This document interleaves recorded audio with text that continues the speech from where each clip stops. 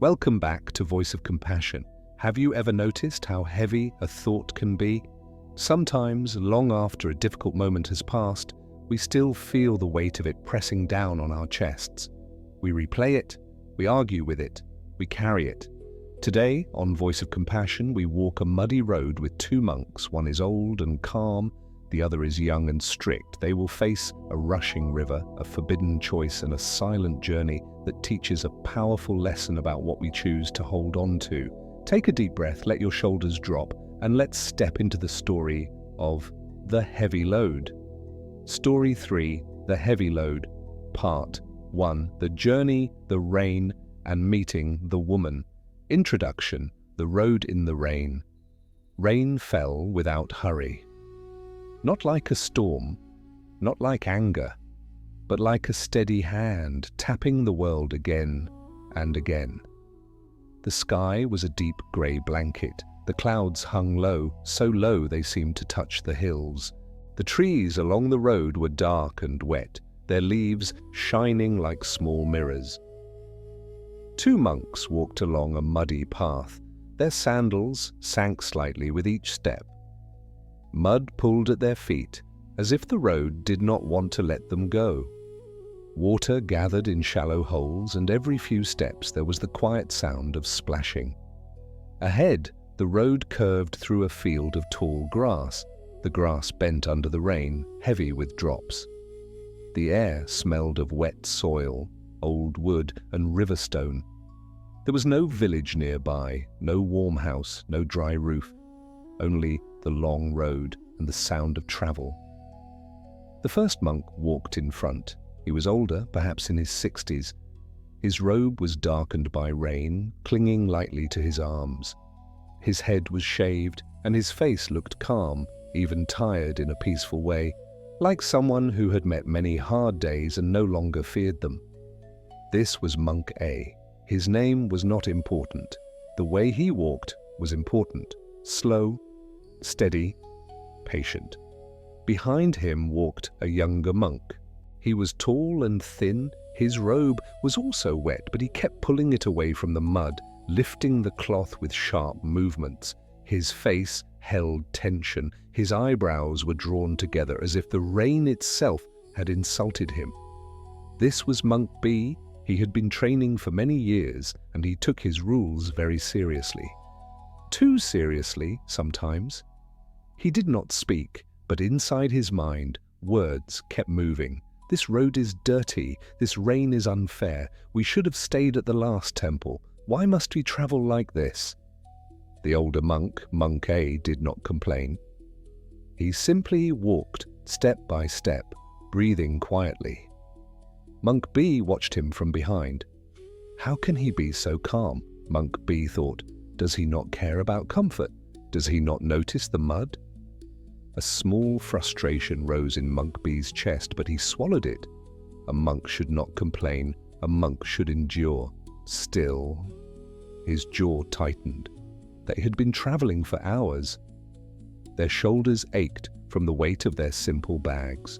Their robes were heavy with water. Their fingers were cold. And yet the road continued. The rain continued.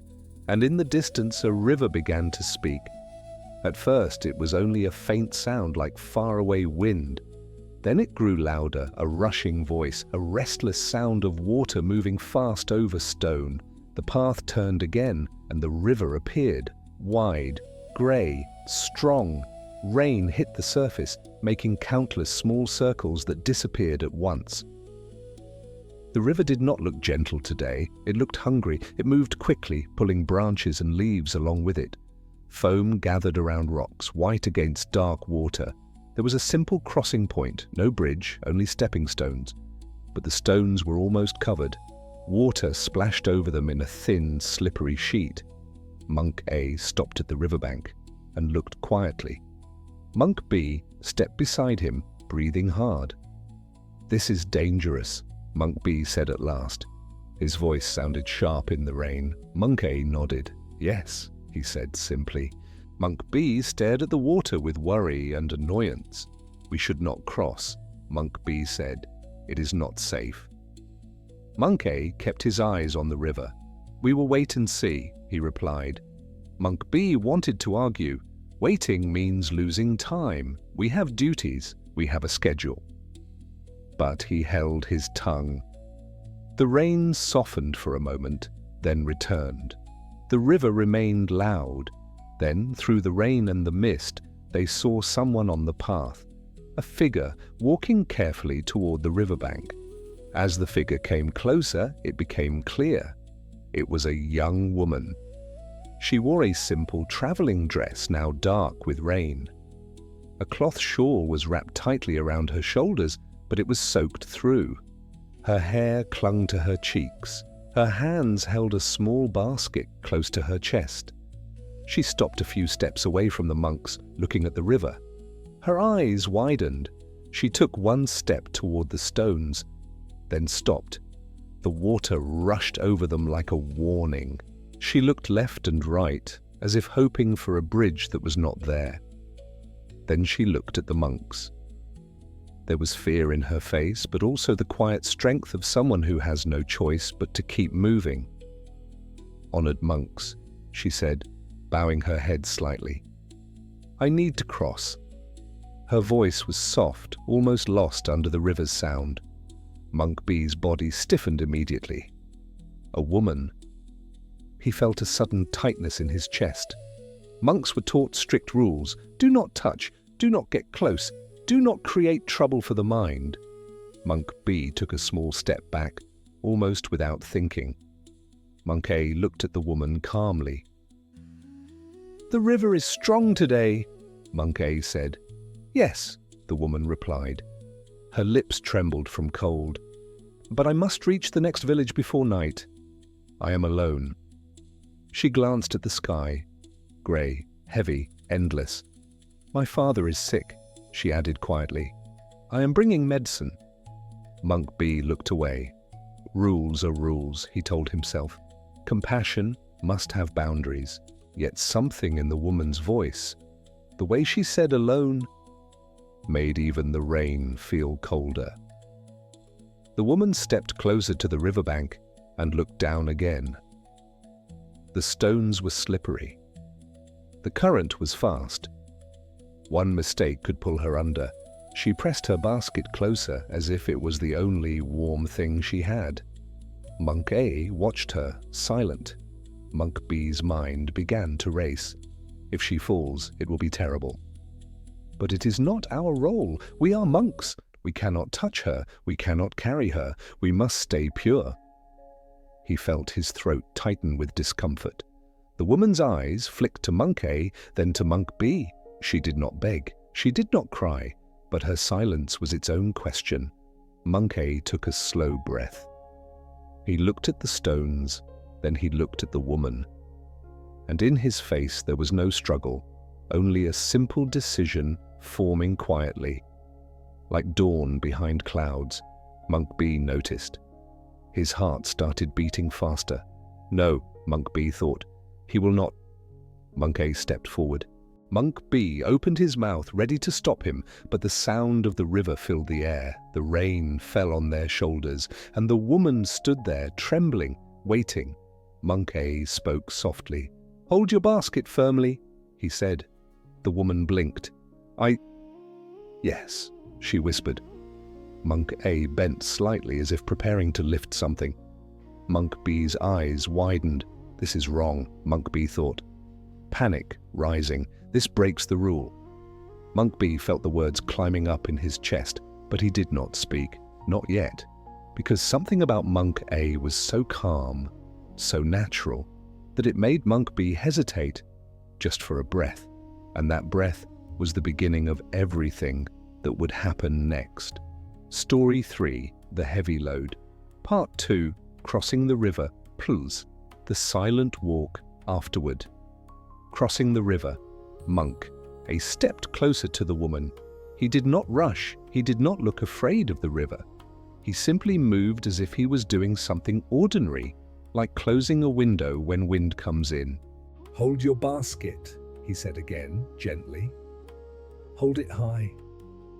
The woman's hands tightened around the basket handle. Her knuckles turned pale. Monk A bent his knees slightly and turned his back toward her, offering his shoulder without drama. "Climb on," he said. The woman hesitated. Her eyes went wide, then softened. She looked embarrassed, almost ashamed to accept help. I don't want to trouble you," she whispered. Monk A gave a small, warm smile. "The river is the trouble," he said. "Not you." The woman swallowed. Her lips trembled. Then she stepped forward and carefully climbed onto his back. Monk A rose slowly, steadying his feet in the mud. He adjusted his posture so her weight was balanced, like a tree holding a bird on one branch. Monk B stood frozen. His whole body felt tight, as if a rope had been pulled around his chest. No! No, no, no, no. His mind shouted rules like warnings. A monk must not touch a woman. A monk must keep distance. A monk must protect the mind. He wanted to stop Monk A. He wanted to say, "This is wrong." But the words did not come out because Monk A looked peaceful, not excited, not proud, not careless, just kind. Monk A took one step onto the first stone. Water rushed around his sandal like a living thing, cold and fast. The stone was slippery. The river pushed against his legs. Monk paused only for a breath, feeling the current, then stepped again. The woman held her basket high and kept her face turned away from his neck, trying to give him respect even in this moment.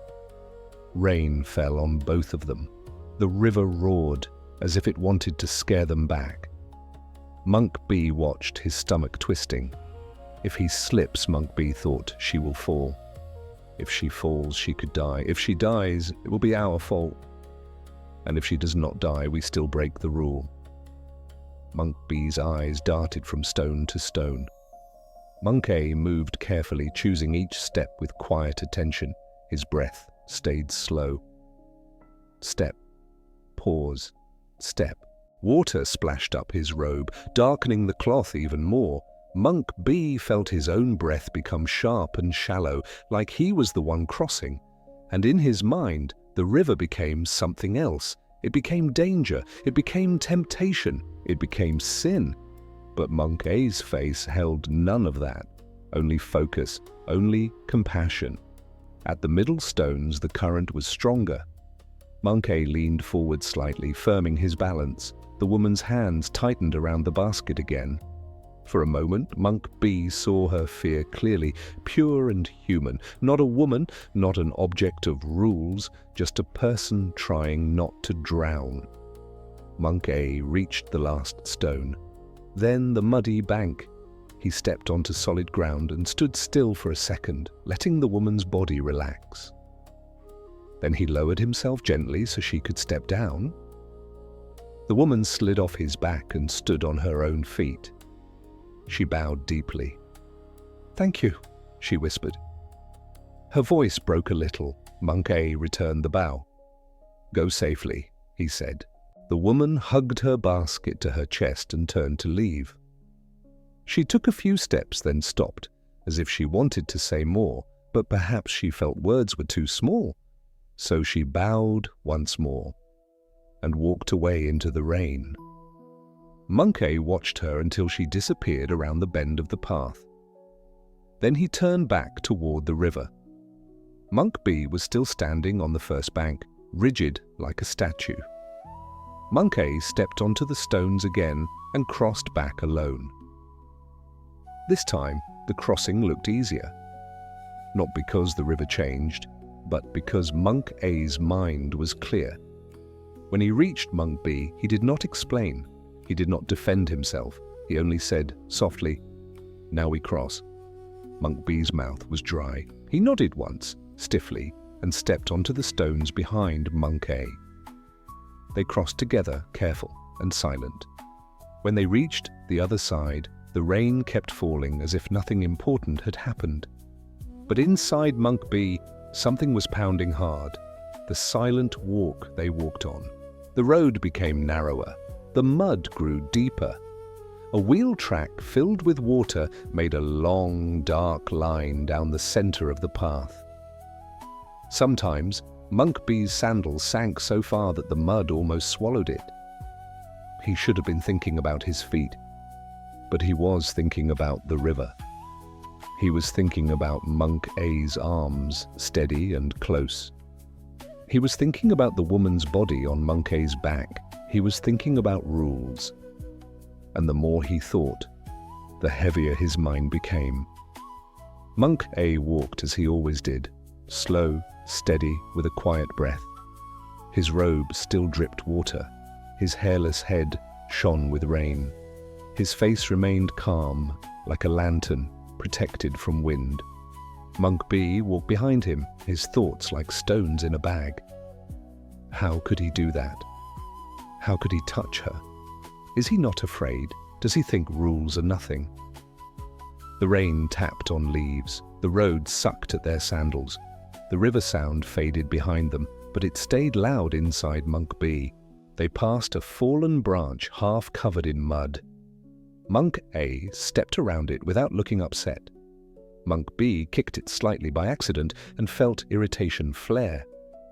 Even the branch annoys me. His jaw tightened. They walked for a long time without speaking. The silence between them grew thicker than the mist on the lake. Monk A's silence felt natural. Monk B's silence felt forced, tight, full of words trapped behind teeth. After an hour, Monk B's mind began to replay the moment again and again. He saw the woman's wet hair. He saw Monk A's shoulder. He heard the river roaring. He imagined other monks seeing them. He imagined shame. He felt angry at Monk A, at the woman, at the weather, at the world.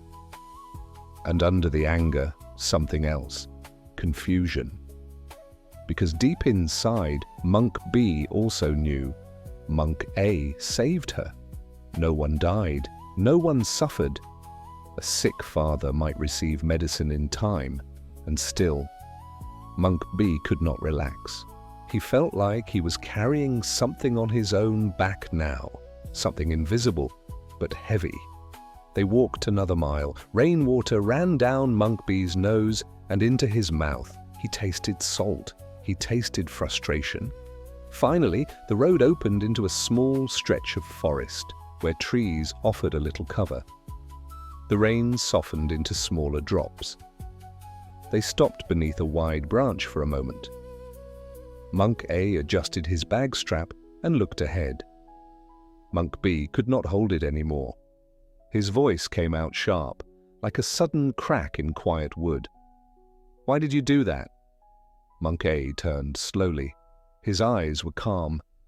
"What do you mean?" he asked gently. Monk B's chest rose and fell. "You carried her," Monk B said. "You touched her. You broke the rule." Monk A listened without changing his face. Monk B continued, words spilling out now, faster. "We are monks," he said. "We train for purity. We train to control the mind. And you..." He stopped, swallowing hard. "You acted like the rules do not matter." Monk A said nothing right away. Rain dripped from the leaves above them, one drop at a time. Monk B waited, tense.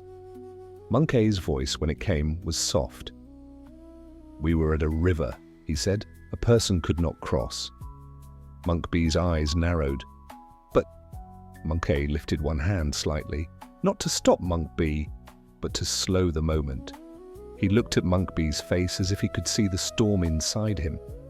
Then Monk A said very quietly, "I put her down at the riverbank." He paused.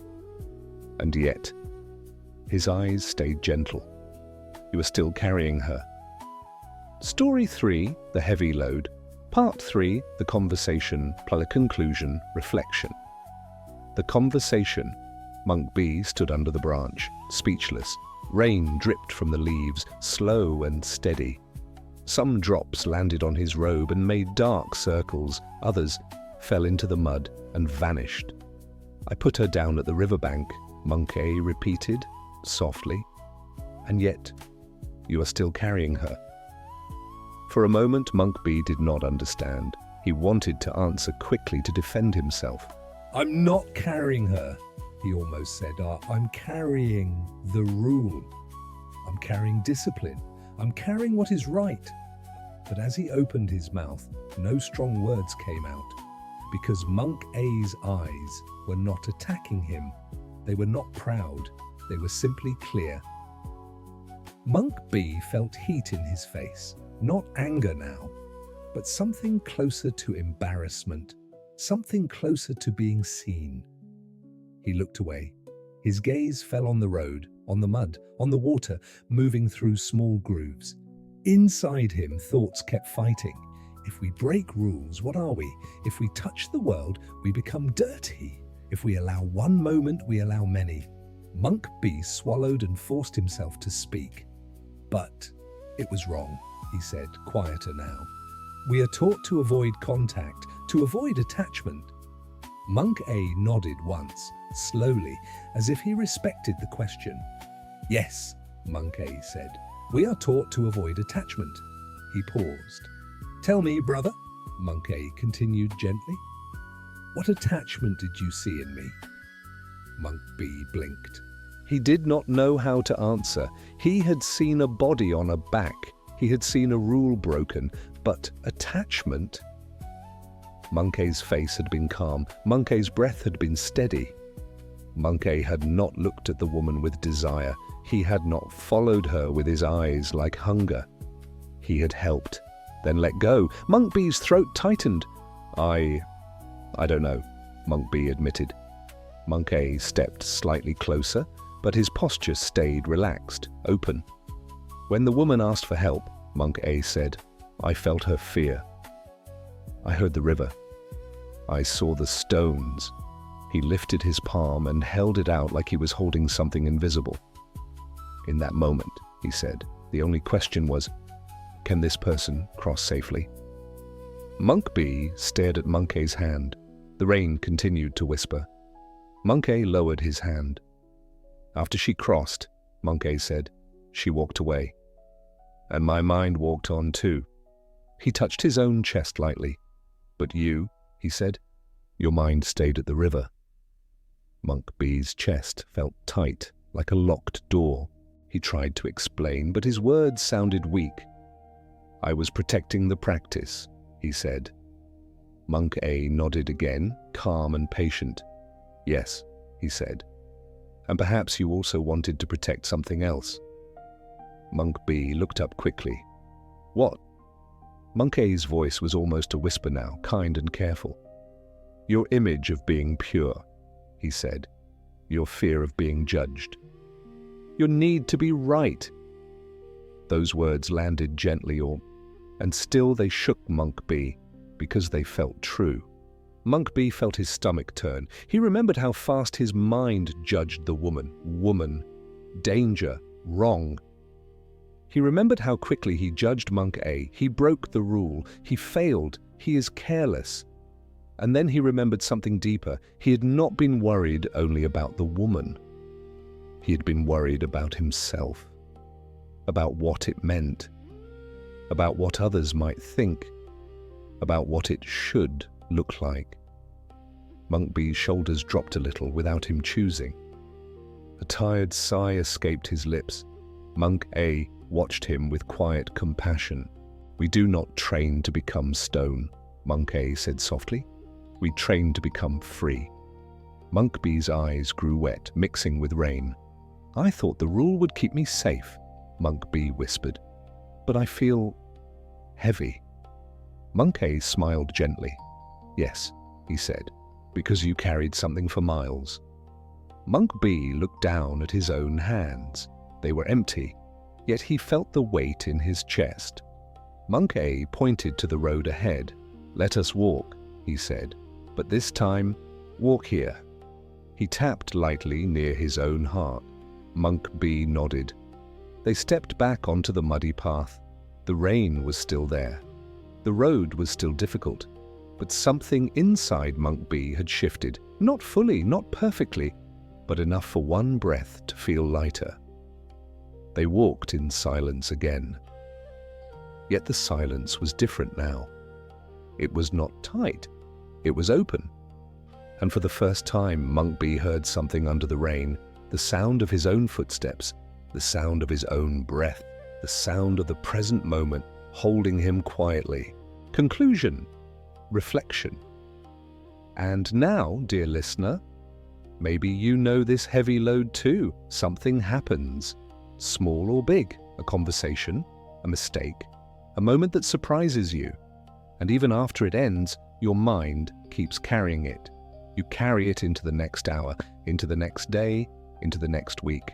You replay words, you replay faces, you replay what you should have said. And the strange thing is, the event is over, but the weight remains. Not because the world keeps hurting you, but because your mind keeps holding. Like Monk B, you may walk miles with an invisible burden, while life quietly keeps moving forward. Sometimes the hardest part is not what happened. The hardest part is what we keep adding to it. The story, the judgment, the anger, the need to be right. So tonight, if something is heavy in you, try this gently. Ask yourself, is it still happening right now? Or am I carrying it again? And if you notice you are carrying it, you do not need to throw it away with force. You do not need to fight your mind. Just place it down softly, like setting down a wet bag at the door, like taking off a coat after a long, cold walk. Let the past stay where it belongs, at the riverbank, and let your heart return to this moment, to your breath, to the quiet space where peace can finally enter. Because you were not made to carry everything. Some things are meant to be learned, and then released. Rest now. The road can wait until tomorrow. And you can be light again. The end. And so the journey continues, but the steps are lighter. This story asks us a simple but profound question. Or what are you still carrying? Is it a grudge from yesterday, a worry from last week, or a regret from years ago? Like the young monk, we often carry invisible burdens long after the actual event is over. But true freedom isn't about avoiding the world. It's about knowing when to put it down. Thank you for walking this road with Voice of Compassion. If this story helped you release a little weight today, please like and subscribe to join our community of kindness. Put down your heavy load, my friend. Wishing you a light heart. Goodbye.